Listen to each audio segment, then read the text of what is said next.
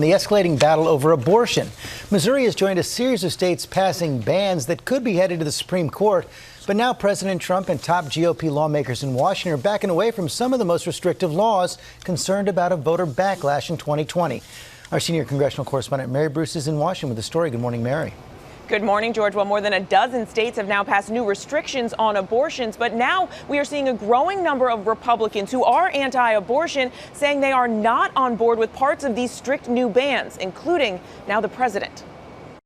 My body, my choice. With states across the country passing new restrictions on abortion, President Trump is now wading into the debate, suggesting some laws may be going too far. Tweeting this weekend, "I am strongly pro-life with the 3 exceptions: rape, incest, and protecting the life of the mother," adding we must stick together and win for life in 2020. But in Missouri, People die when politicians lie.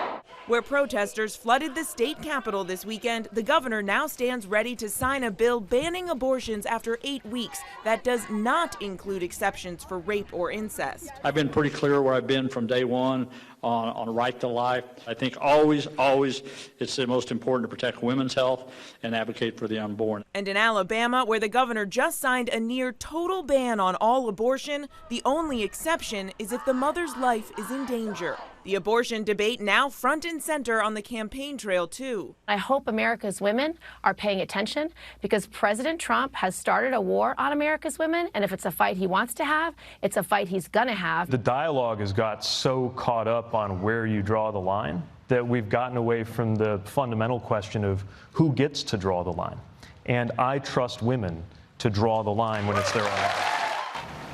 Now, George, supporters of these new restrictions say they have a clear goal. They want this issue to be taken up and challenged in the Supreme Court. And, George, while the president may take issue with some of these new laws, he has also promised to overturn Roe v. Wade by appointing anti-abortion justices to the Supreme Court. Yeah, he's caught in a bit of a dilemma on that one, Mary. Meantime, the first Republican member of Congress to call for President Trump to be impeached. Yet, George, Justin Amash, he's never been a big supporter of the president, and now he is the first Republican to come out and say that he believes the president's behavior meets the threshold for impeachment. As you can imagine, that is not sitting well with the president. He blasted Amash on Twitter, calling him a lightweight. And, George, while Amash's comments here aren't surprising, they are certain to be used as further ammunition by the Democrats. And may put more pressure on the Democrats as well. Mary Bruce, thanks very much. Hi, everyone. George Stephanopoulos here. Thanks for checking out the ABC News YouTube channel. If you'd like to get more videos, show highlights, and watch live event coverage, click on the right over here to subscribe to our channel. And don't forget to download the ABC News app for breaking news alerts. Thanks for watching.